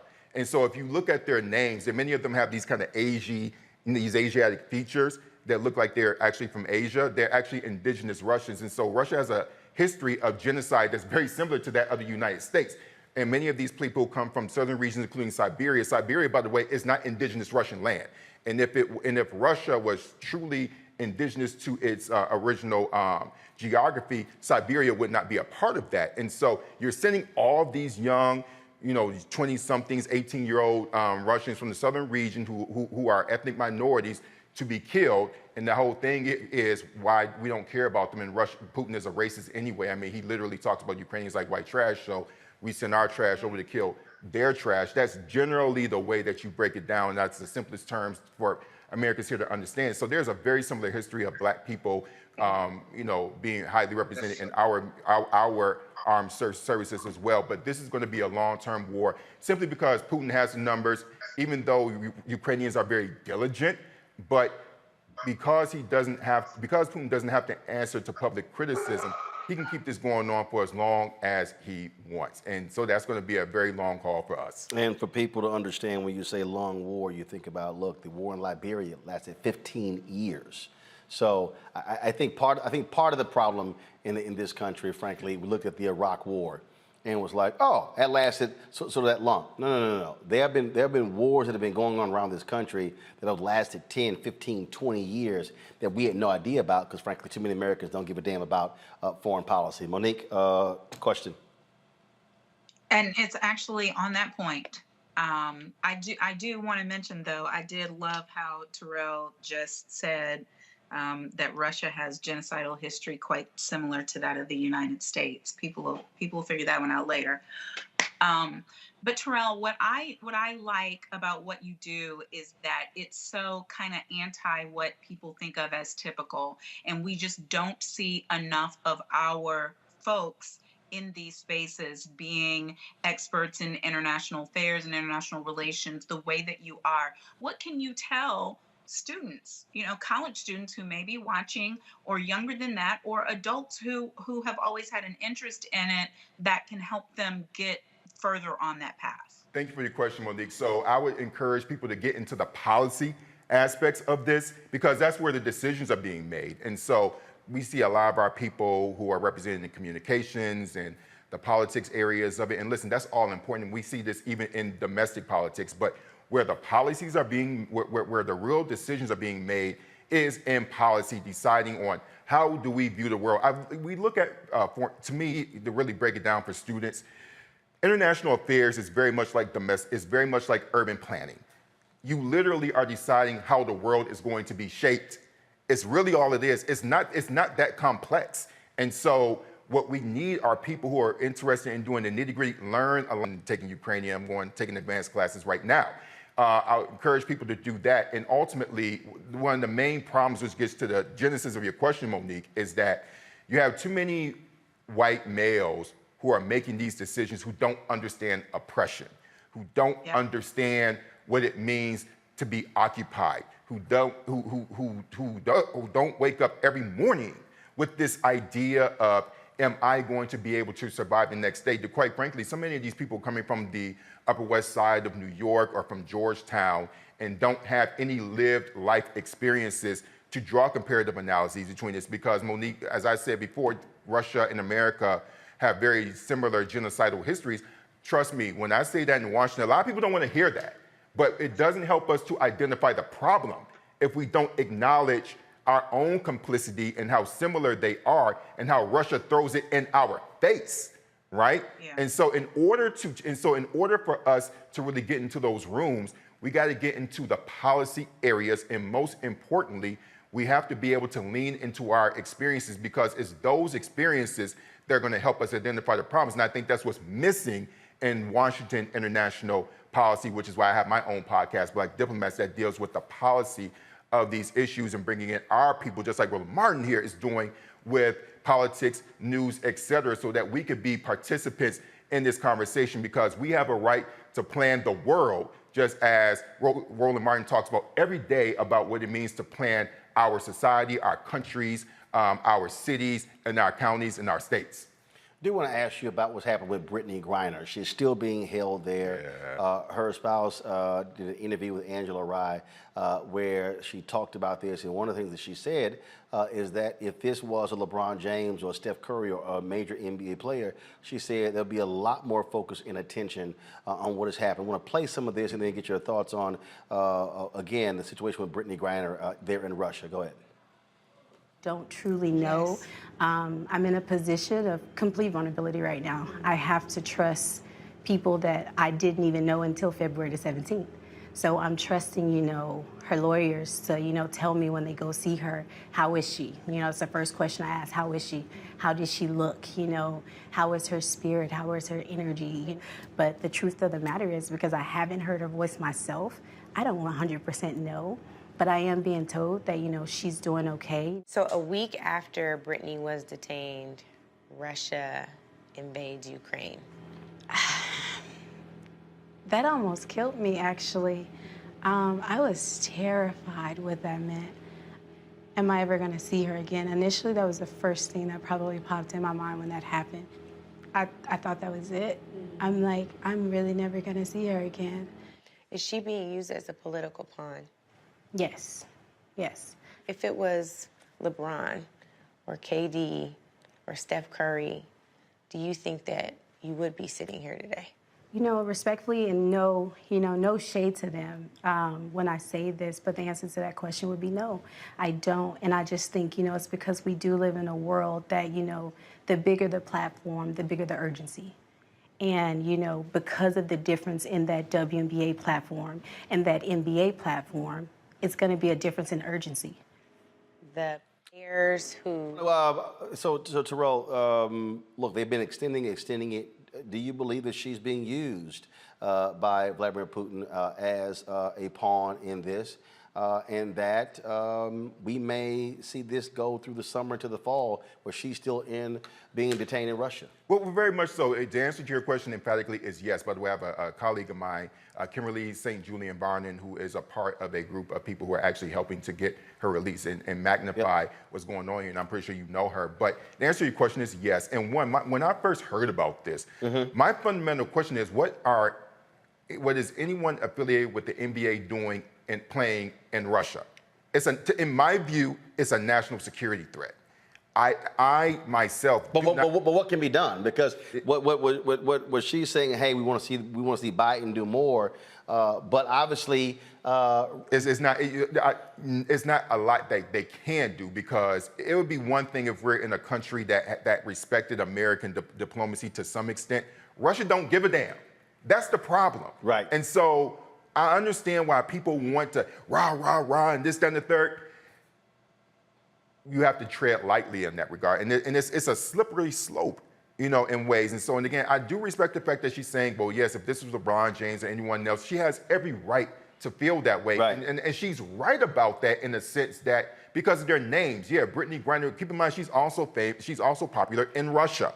Right. And a lot of people respect her there. And so she went primarily because she got a significantly larger salary than she would get in the NBA. But again, what I'm saying to you, Roland, is that from a national security standpoint, by any authority in the NBA, no player would play in Russia precisely because of what's happening now. I don't know if I'm thinking about this. Well, it goes back to more of us making these decisions and being in foreign policy.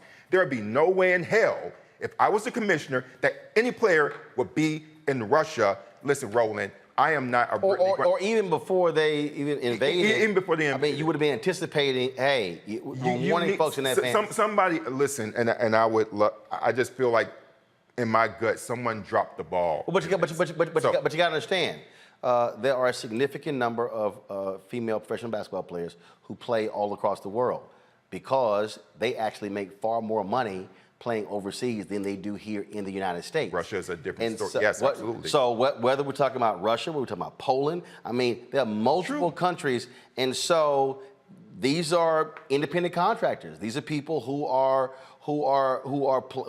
traveling and again incentivized. And some are being literally paid. I'm talking about $200,000, $300,000, $400,000. Their international salaries dwarf what they're making here. Okay, so the bottom line, again, if I were a policymaker in the NBA, if I'm thinking about a decision, would it have been better for us to pay these people more money than to deal with this problem? Well, first of all, of course. Of course. That's what I'm saying. But what you also then go back to is television ratings, who watches, who funds the league, all of that. The issue, but the thing still here is there anything that the United States? I mean, yes, the United States State Department is involved, but the fact of the matter is, ain't like, as you said, ain't like Putin trying to have a conversation with the United States. It's not. So the reality is that no, there's not. No. So could there be? And this is an example where, and I've said this for years, and I really hope black people understand what I'm about to say. I hope black people really understand this. If you want to understand the value of a Reverend Jesse Jackson Sr., it's in this situation right here. There's no doubt in my mind that a Reverend Jesse Jackson Sr. of 20 years ago would have already been on a plane to Russia to try to get Brittany Griner out.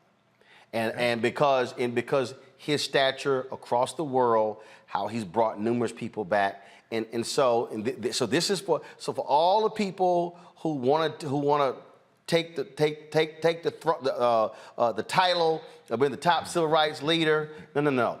This is an example right here of what happens when you are not just an American civil rights leader, but you're respected across the world. Yeah. And I think part of the issue here is that you don't have that. And so is there a contingent, is there a group of Americans who have relationships with Russia who could sort of intercede, where it's not the government? Right, because that's not going to happen. Right. That's not going to work. No. So a humanitarian mission. That is possible, but so it depends on a number of things. There could be a negotiation where there's like a swap, because Well, the problem is who you're swapping.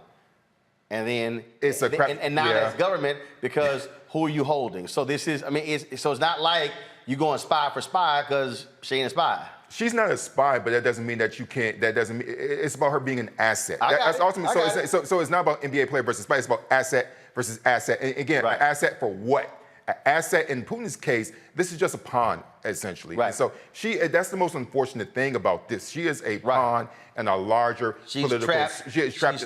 But again, Roland, the fundamental problem, and I'm going to go back to this, is that she should not have been there in the first place. And we need to and the NBA, WNBA needs to reevaluate it needs to evaluate its security apparatus around the globe. And finally, I'll say that, yes, there's a large disparity between WNBA and NBA, but the larger question is when it comes down to security, sometimes it's worth it to put that money just from a security standpoint. Well, look, one thing I know about America, we ain't spending money until after the fact.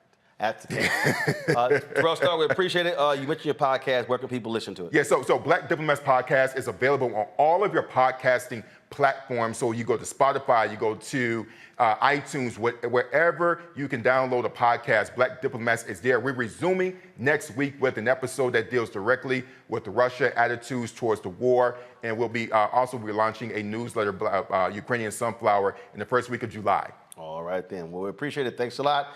And glad you're back safe. Thank you.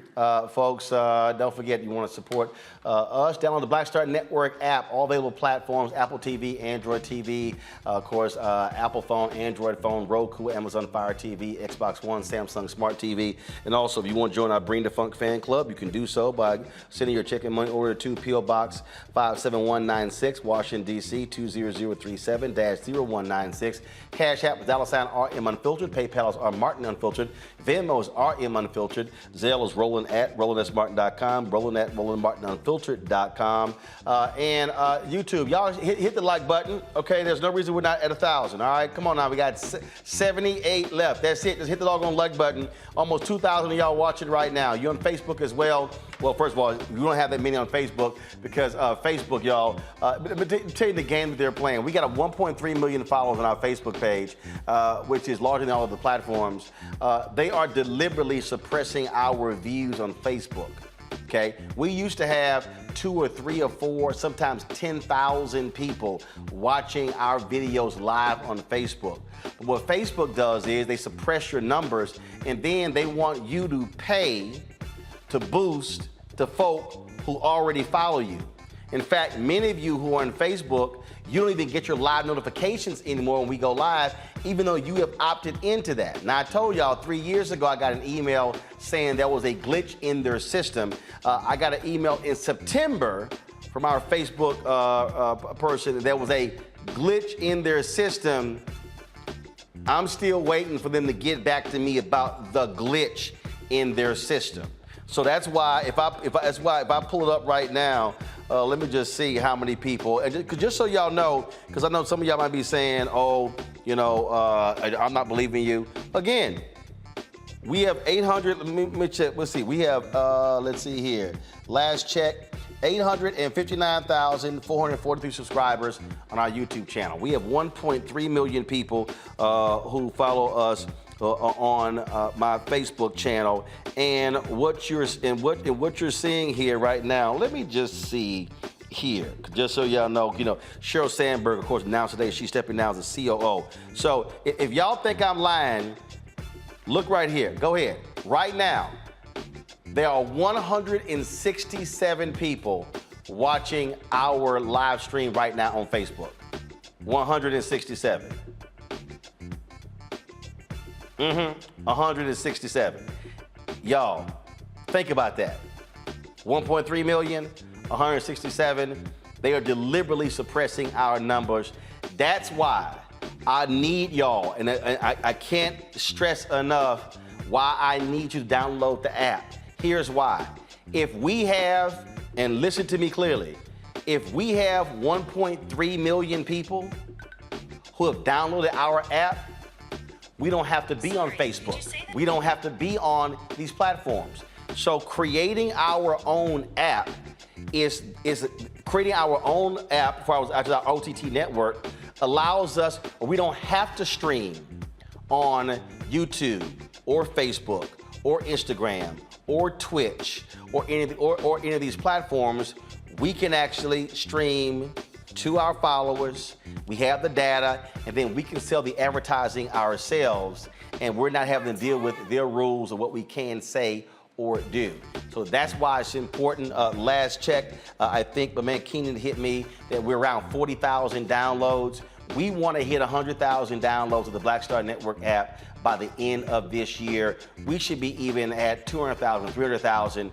But if y'all need to understand how we are so good at building other people's platforms, but then we're not the same when it comes to our own. This is a perfect example. And so, yeah, the folks at Facebook, no doubt, are suppressing our numbers. There's no way in the world you can tell me 1.3 million people follow us and 167 are watching our live stream right now.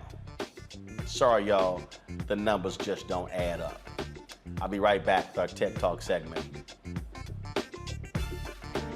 You know, he brought his own sound. So when you have an artist that creates his own sound, like Earth, Wind & Fire, Stevie, you know, they come in, the Beatles, they create their own sound.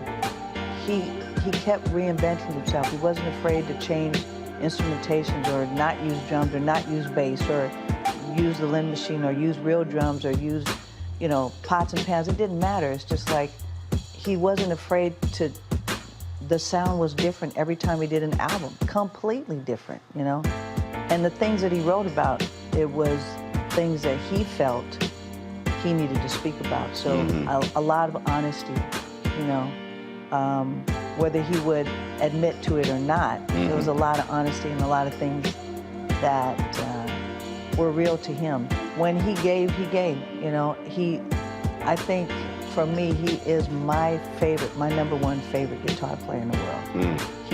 He played with, I mean, and especially I loved time me playing drums with him, he and I playing together. When I played drums, it was a whole nother thing. And I just think that he reached people in a way as an artist that he reached you because he was, again, honest in a way that he said it a million times, but he wasn't trying to write the next Purple Rain. That was already what it was. Right. I can write that. That was that one time thing, Right. but it's never going to happen again. So why would I write that again? Then it's not special anymore.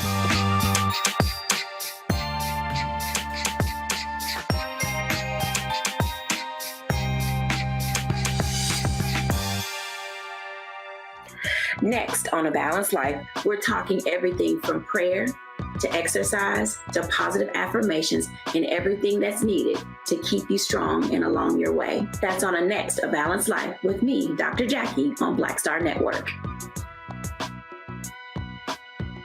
I'm Dr. Greg Carr, and coming up on the next Black Table, thinking about the Black freedom movement in a global way.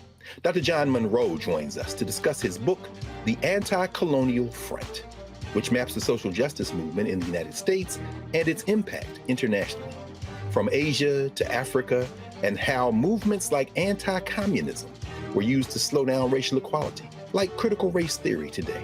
Critical race theory today, communism back then, that's essentially mobilized to shut down any challenges to a given system of power. Connecting the civil rights movement to colonialism on the next Black Table, exclusively here on the Black Star Network. I'm Deborah Owens, America's Wealth Coach and host of Get Wealthy. On the next Get Wealthy, here's the good news. Black women are the fastest growing segment of business owners. The not so good news, the average business by Black women is only earning revenues of $45,000 or less. On the next Get Wealthy, you're gonna hear from a woman who went from her kitchen table to cat tables, growing her business to over $1 million. You should start a business because your product is needed in the world, not because you hate the person that you work with. If you hate your job and you hate your manager, go find a new job, a place that makes you feel comfortable.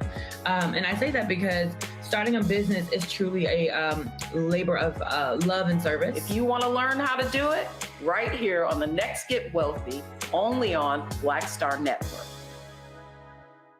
Hey everybody, it's your girl Lunel. So what's up? This is your boy Earthquake. Hi, I'm Chaley Rose, and you're watching Roland Martin Unfiltered.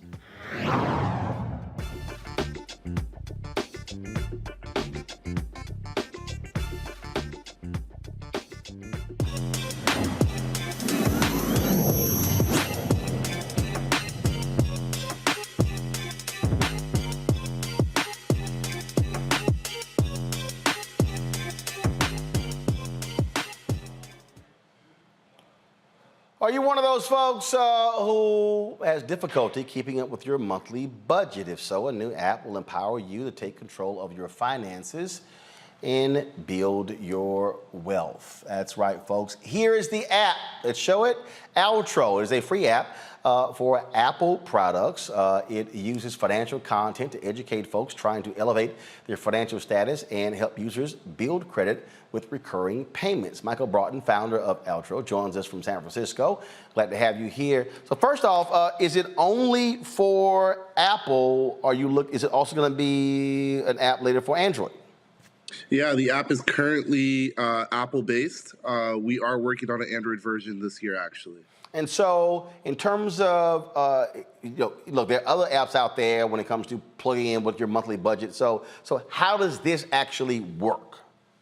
Yeah, it's quite simple. What we're doing is we are taking recurrencies, things that people are already paying for, and turning them into trade lines, things that actually help you build your credit. The magic is in what we do with our app.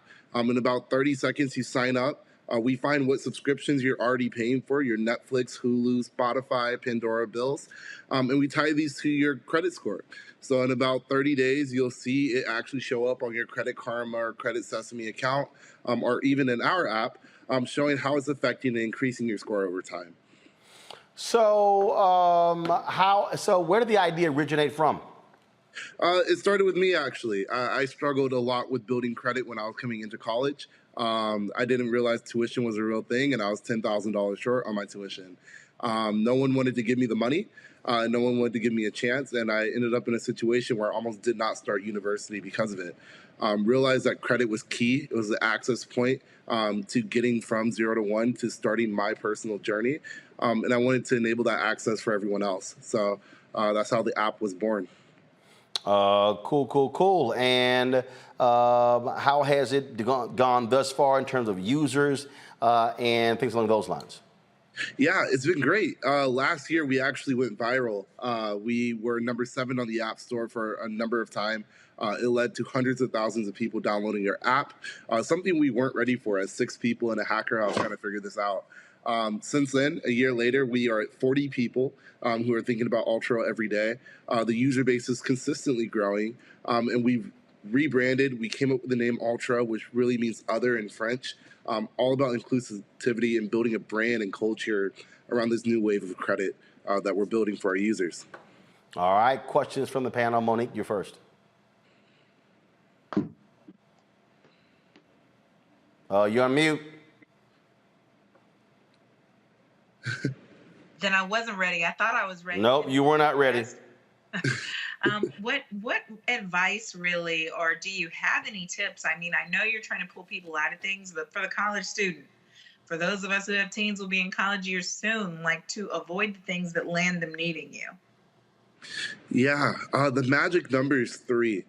You want to have 3 active trade lines on your credit report at all times.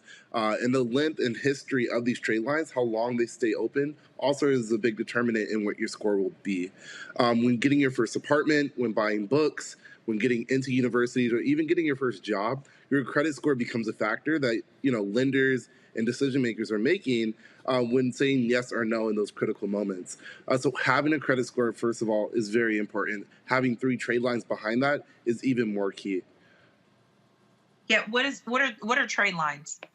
Yes, trade lines are active data that is sitting on your credit report. This can be an auto loan, a home loan. We take subscription data and turn that into a trade line. It can be your first credit card, a secure card. Anything that impacts your credit data and thickens your file is considered a trade line. Okay, thank you. Nyambi? Yeah, so how do you get people to buy into the idea that credit isn't scary? I think so many of us have been traumatized from our own lack of credit worthiness, or just coming from families who either had no credit or poor credit, that we view credit as evil and scary. How do you make, or at least make people feel like credit can be something that they can approach and something they can manage and handle? That's a great question. And credit is supposed to be empowering, right? And especially our people, we've seen it as something that is evil, something that does pull you back. Credit debt, credit fraud, a lot of that is real things that can destroy someone's life just as much as it can help someone's life, which has made credit scary. I think that education is the biggest piece of it, though. Going into something with the understanding of how it works makes life so much easier and makes credit empowering for individuals. We actually focus on this. We built 400 1-minute-long audio clips that talk about anything from credit to 401ks to option trading, calls and spreads, covered calls, covered puts, everything you can imagine in our app for free. And we believe that accessibility to education is accessibility to better scores, which is accessibility to new financial products and opportunity. Literally increasing the GDP and net worth of our individuals by empowering them with education on the forefront. Well, thank you. All right, then. Well, next thing is how you're looking to grow, build the app. Yeah, we just announced that we raised $18 million to actually help more people build credit, which was not only exciting news, but allows us to expand our team, our mission, our journey, and help millions of Americans build their credit score. Our app is completely free as well. So anyone with an iPhone and soon to be an Android device too can download our app and start building credit with their Netflix, Hulu, Spotify, whatever bills that they already have. So is Jay-Z one of the folks who is supporting you? Yes. So Jay-Z with Jay Brown and Larry Marcus, they're the founders of Marcy Venture Partners. We're our first investors actually in the company. So they found us, gave us our first check, and it grew from there. We were known as like the Marcy Venture Jay-Z company.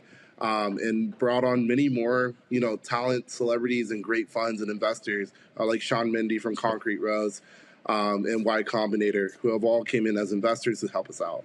All right, then. Well, look, we certainly are glad to see it. That's one of the reasons why we created this segment, to give people an understanding of Black people who are in the technology space and what they're doing. And so congratulations with that. Keep growing.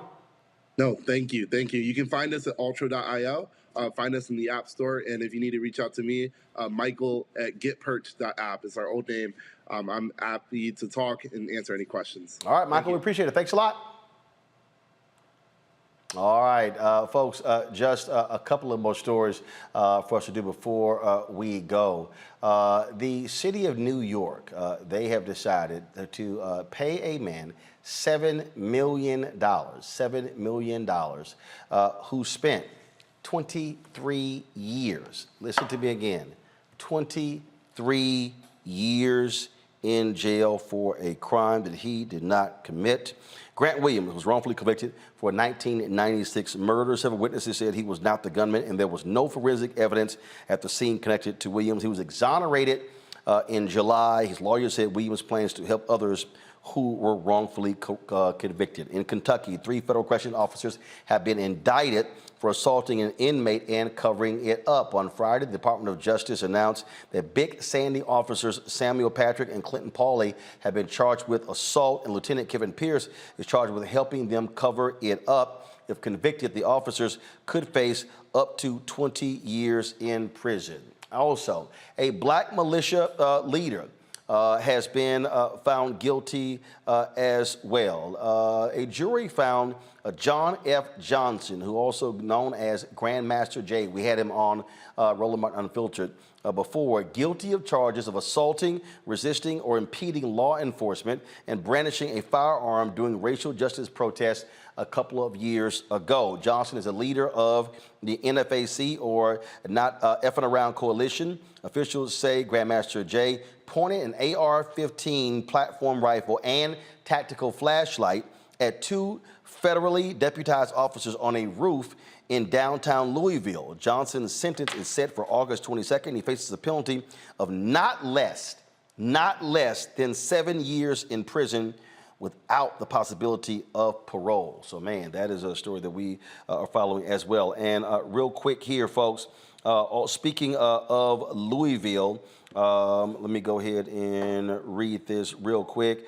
A former Louisville, Kentucky Department of Corrections officer has been charged by the Department of Justice with excessive force. Darrell Taylor, 32 years ago, was indicted today by a grand jury in Louisville for using unlawful force against a pretrial detainee while Taylor worked for the Louisville Metro Department of Corrections.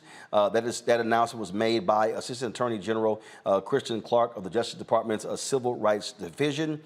He was charged with 1 count of deprivation of rights under the color of law if the charges carry a maximum penalty of 10 years in prison. All right, folks. And again, I keep telling y'all, DOJ Civil Rights Division doing some great work. I don't know why in the hell the Biden White House is not talking about that a hell of a lot more. It's confusing to me. Don't understand it. All right, Niambi, certainly appreciate it. Thanks a lot for joining us. Monique, thanks for joining us as well. Scott had to leave a little bit early, and so we thank all 3 of you for being with us on today's show. Folks, again, please do us a favor, download the Black Star Network app. I can't explain to you any better than I did a little bit earlier what happens when we are dependent upon other platforms to promote us. Isaac Hayes III talks about this all the time, where you might think that you have 1 million followers on Instagram. They're not letting you communicate with all of your followers because they actually want to make all the money. And so you're only reaching 3 or 4% of your followers. That's actually how that works. And so, folks, that's what these platforms do.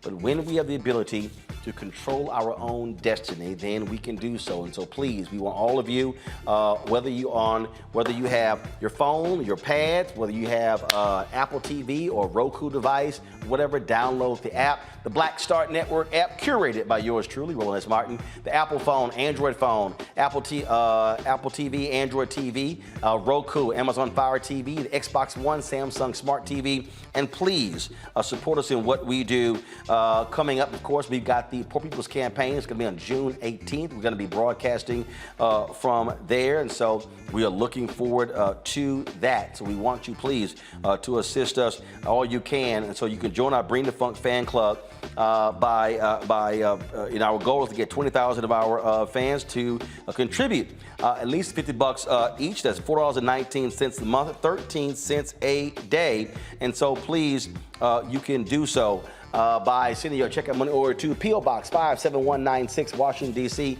20037-0196. Cash App is $RM Unfiltered. PayPal is R Martin Unfiltered. Venmo is RM Unfiltered.